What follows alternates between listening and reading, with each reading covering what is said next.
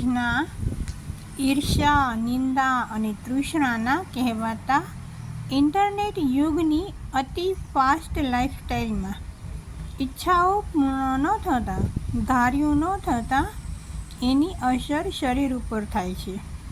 શરીર થાકે છે, શરીર રોગથી ઘેરાય છે. આજના માનવીને શ્રમ, હતાશા, નિરાશા, થાક, ડિપ્રેશન જલ્દી આવી જાય છે. તેનાથી બચવા, છૂટવા તે યોગ અને ધ્યાન તરફ ખેંચાય છે. પરંતુ અભ્યાસ ન હોવાથી અને સતત ભવિષ્યની ચિંતા કરવાની ટેવ પલાઠી લગાવી સ્થિરતા લાવવા દેતી નથી.